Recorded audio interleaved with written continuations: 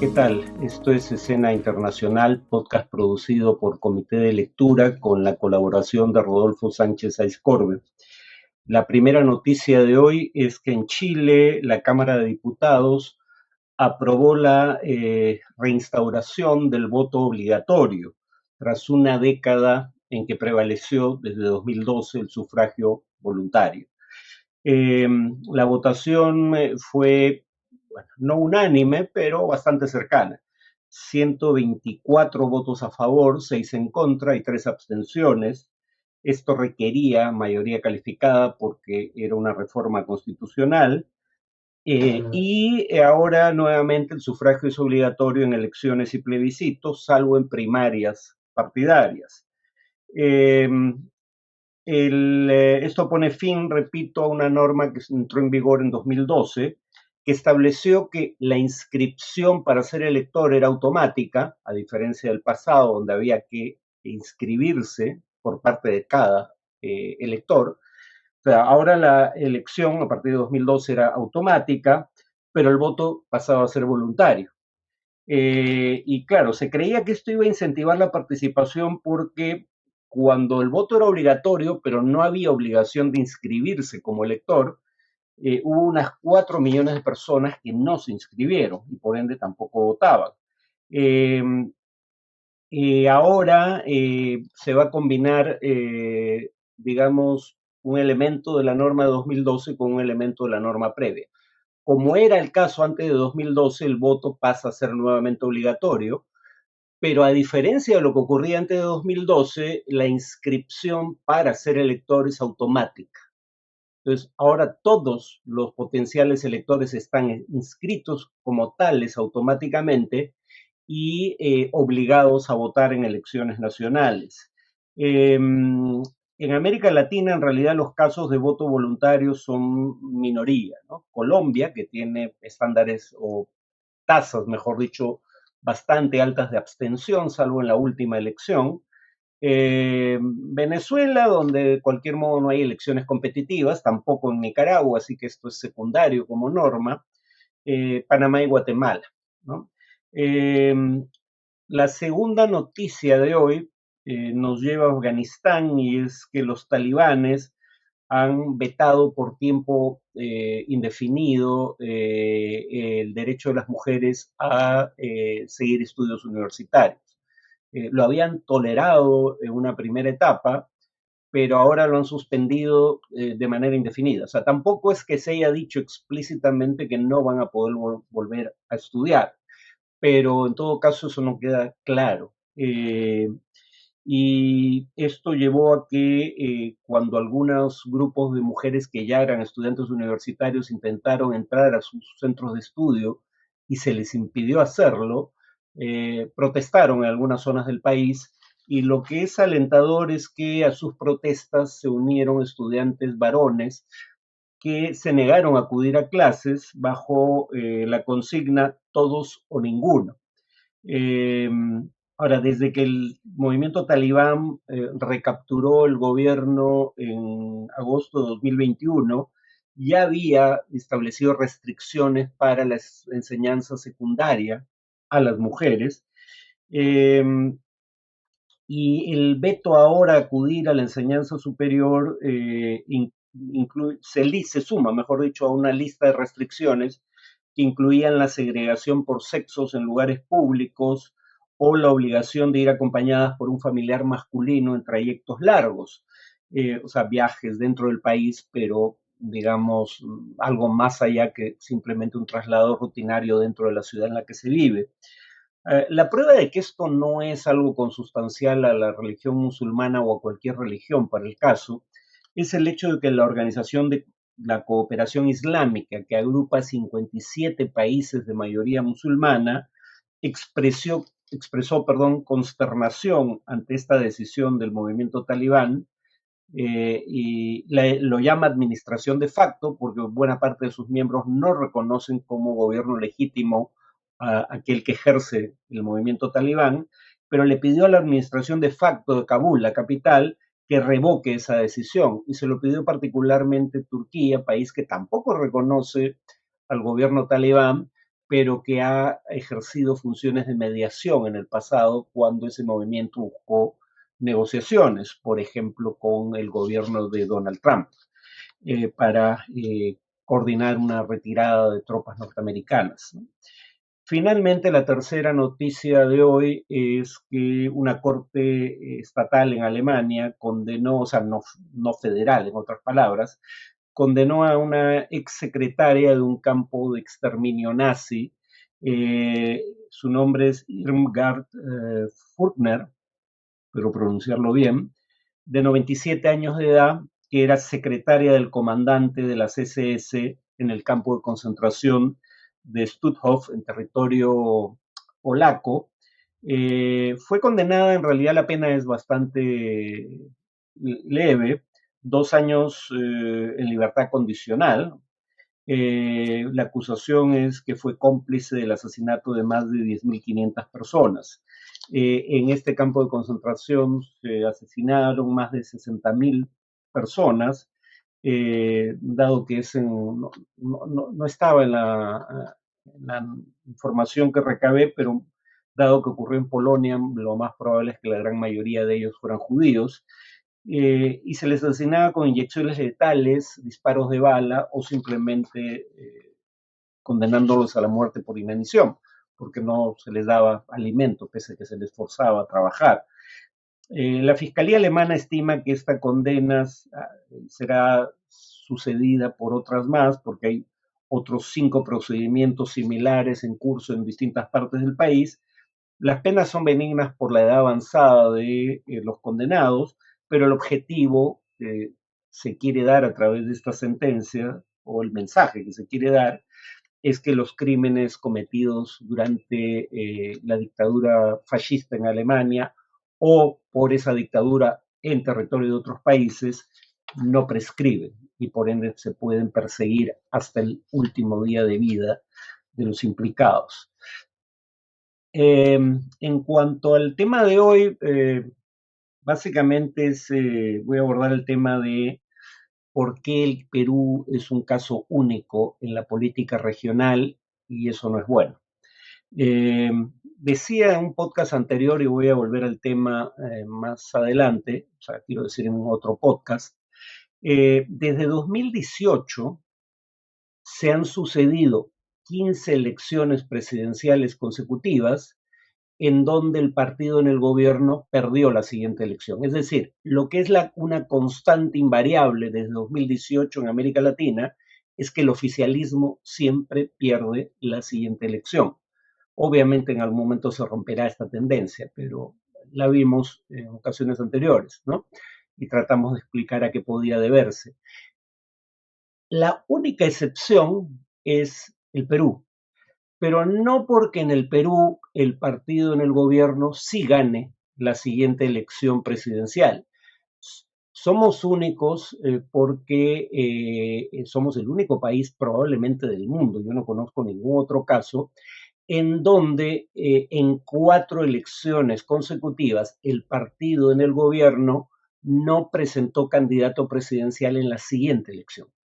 Eh, Fue el caso de Perú Posible en 2006, partido de Alejandro Toledo, el APRA en 2011, partido de Alan García, el Partido Nacionalista de Humala en 2016 y el Partido Peruanos por el Cambio, que sin embargo se escribía la sigla PPK para que coincida con las siglas del candidato, Pedro Pablo Kuczynski, que no presentó, bueno, no podía presentar candidatura presidencial en 2021 porque el partido de gobierno había dejado de existir antes de las siguientes elecciones.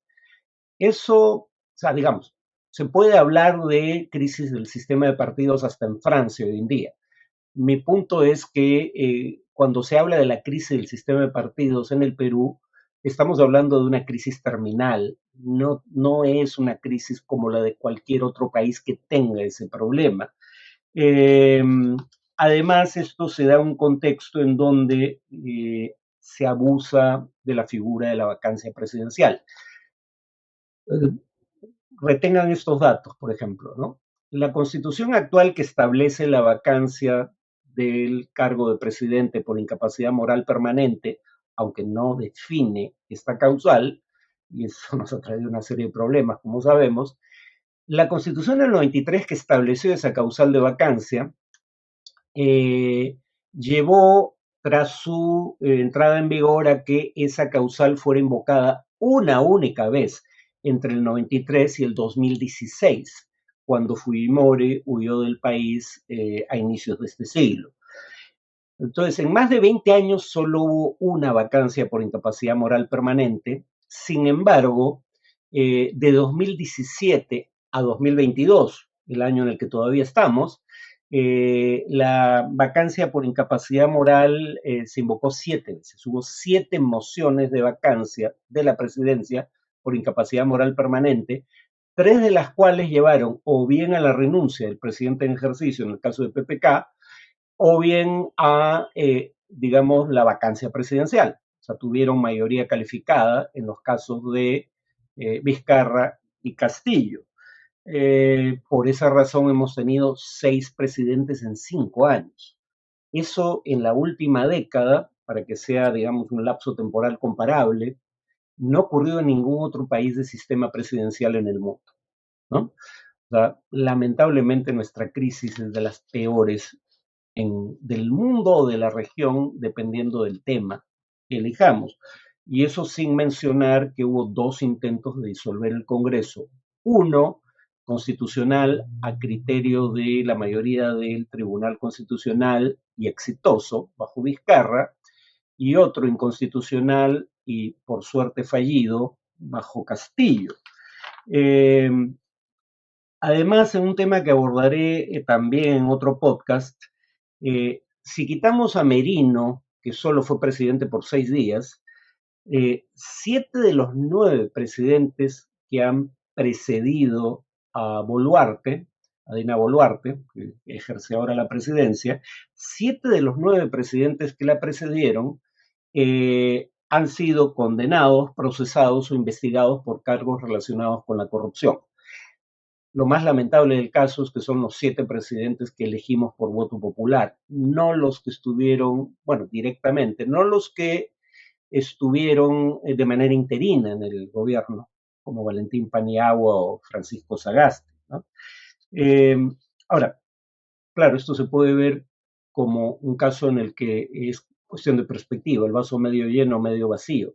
El vaso medio vacío sería creer que aquí hay más acusaciones de corrupción contra exmandatarios porque hay más corrupción que en el promedio latinoamericano. Pero cuando uno ve casos como el escándalo Lavallato, que es transversal a buena parte de la región, ese escándalo no solo afectó a Perú, afectó a cuando menos 12 países, 10 de ellos de América Latina y el Caribe. Entonces, tal vez no sea que la corrupción en el Perú sea mayor que en otras partes. Por ejemplo, según Transparencia Internacional, que hace un ranking de percepción de corrupción a nivel global, el país con mayor corrupción en América Latina y el Caribe es Venezuela. Perú no está en el fondo de la tabla, aunque sí está, digamos, si mal no recuerdo, iniciando la segunda mitad de los 180 y tantos países incluidos en la estimación. Entonces, no somos particularmente corruptos o no tenemos gobiernos particularmente corruptos.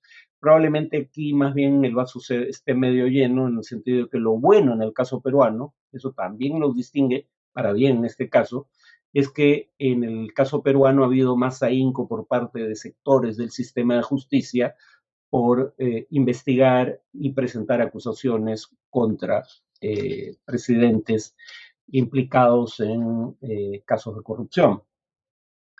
Ya la Comisión Interamericana de Derechos Humanos, en un informe de octubre de este año, decía que tanto la vacancia presidencial por incapacidad moral permanente como la disolución del Congreso por parte del presidente, si se niegan 2 mociones de confianza, estaban no tenían una definición objetiva en la Constitución, lo cual era un problema, entre otras razones, porque afectaba el equilibrio de poderes y se prestaba al abuso, ¿no? Eh, eh, Ahora, algo en lo que también es distinto el caso peruano a otros es que en la izquierda latinoamericana hay el argumento de que, claro, la izquierda también, es a lo que voy a decir, también ha cometido abusos autoritarios, No es que la izquierda sea la portaestandarte de, de la democracia en la región. De hecho, las tres únicas dictaduras dignas de ese nombre en el hemisferio occidental se proclaman de izquierda, Cuba, Nicaragua y Venezuela. Pero también es cierto que cuando la izquierda intenta competir democráticamente para acceder al poder, eh, se utilizan mecanismos legales y constitucionales para impedirle llegar o para destituir gobernantes de izquierda, es lo que dan en llamar lawfare, una palabra que junta dos palabras en inglés. El prefijo law es ley en inglés, el sufijo fare es parte de la palabra warfare, o sea, la guerra librada a través de medios legales, pero en realidad burlando la intención de la ley, como parece ser el caso del abuso de la figura de la vacancia presidencial en el Perú. Y sí, hay elementos de juicio para creer que esto ocurre en otras partes. Recordemos que la razón por la que Gustavo Petro pudo presentarse a las elecciones y ser elegido presidente de Colombia es porque tras haber sido inhabilitado por 15 años para ejercer cargos públicos, apeló esa decisión de la justicia de su país ante la Corte Interamericana de Derechos Humanos y ganó el caso. Y si bien no fue repuesto en el cargo de alcalde del cual había sido destituido, sí se le restablecieron sus derechos políticos y pudo ser candidato. En el caso de Lula, al margen de si Lula, el nuevo presidente brasileño, es culpable o inocente de los cargos en su contra, cuando se habla del lawfare, como hemos visto en ocasiones anteriores, lo que se está implicando es que no tuvo un juicio justo, no se siguieron las normas de debido proceso, y eso claramente ocurrió en el caso de Lula. No voy a entrar en detalles, ya lo vi el tema en un podcast anterior, pero, por ejemplo, solo un indicio, ¿no? En el debate de segunda vuelta entre Lula y Bolsonaro, el juez que condenó a prisión a Lula era uno de los asesores de Bolsonaro durante el debate y fue su ministro de Justicia. O sea, el mismo juez que sacó de la carrera política al principal contendor de Bolsonaro, ¿no? Eh, También la izquierda suele mencionar el tema del golpe contra Zelaya, que prevaleció pese a las sanciones bajo la Carta Democrática Interamericana, el hecho de que Dilma Rousseff, por ejemplo, haya sido destituida del cargo de presidenta con base en tecnicismos, etcétera, ¿no? El tema es que, claro, aplican eso también al caso de Castillo. El caso de Castillo no es comparable, porque Castillo dio un golpe de Estado. Castillo violó la ley. Podemos discutir la tipificación del delito cometido, si fue el de rebelión o no. Lo que no cabe discutir es que lo que hizo viola la Constitución. Entonces, Castillo no fue removido por razones puramente políticas. Había una causa justificada para removerlo del cargo. El problema es que muchos políticos de izquierda en el continente creen que el caso de Castillo se parece a estos otros casos que he mencionado y no se parece. Finalmente hay quienes ya empiezan a, digamos, comparar al gobierno de Dina Boluarte con el de Juan María Bordaberry en Uruguay. Es decir, Bordaberry es el ejemplo de un caso en el cual alguien que ganó legítimamente las elecciones, accedió constitucionalmente al cargo de presidente, sin embargo, una vez en la presidencia, eh, viola la Constitución y convierte al régimen que preside en una dictadura cívico-militar. Yo creo que eso es una exageración grosera respecto a lo que está ocurriendo en el Perú, pero sí sabemos que hay, al momento de grabar este podcast, al menos 25 muertos a mano de las fuerzas del orden, algunos en circunstancias que, a juzgar por imágenes de video, no se justificaba el uso de armas de fuego en contra de los manifestantes.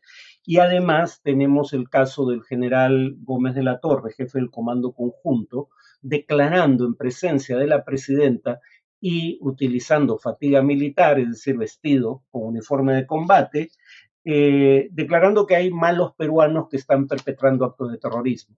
En un Estado de Derecho, que es lo que pretende ser este gobierno, o mejor dicho, lo que pretende ser el Perú bajo el gobierno de Dina Boluarte, es un fiscal el que investiga y, si cree conveniente hacerlo, acusa, y es un juez el que determina si el acusado es culpable o no, no el jefe del Comando Conjunto del Ejército. Esto es una clara violación del artículo 169 de la Constitución peruana, que dice que las Fuerzas Armadas y la Policía Nacional no son deliberantes. En lo que fue además un lapsus freudiano cuando declara en presencia de la presidenta Boluarte, Gómez de la Torre la llama ministra, ¿no? Bueno, finalmente no solo es grave que un general en ejercicio haga este tipo de declaraciones que no le competen bajo la Constitución peruana, sino que la acusación sea específicamente de terrorismo cuando el jefe de la DIRCOTE, de Dirección contra el Terrorismo, un general de la policía peruana, culpa a organizaciones como el Movimiento Revolucionario Tupac Amaru, o por sus siglas MRTA, de estar detrás del vandalismo en las protestas. Sí ha habido actos vandálicos y sí son crímenes, pero en mi opinión no constituyen el delito de terrorismo específicamente, pero además el MRTA ya no existe. No se le ha atribuido ningún atentado terrorista en más de 20 años. Por esa razón, el Departamento de Estado del gobierno de los Estados Unidos lo retiró en 2001, o retiró a esa organización, al MRTA, en 2001 de su lista de grupos terroristas, porque consideraba que ya en 2001 había dejado de existir. Tal vez haya gente vinculada, o que fue militante, quiero decir, en el pasado del MRTA, vinculada a los desmanes en las protestas. Pero eso no es lo mismo que acusar a una organización que ya no existe de ser quien está planificándolas, ¿no? Bueno, eso es todo por hoy. Nos vemos en el siguiente podcast.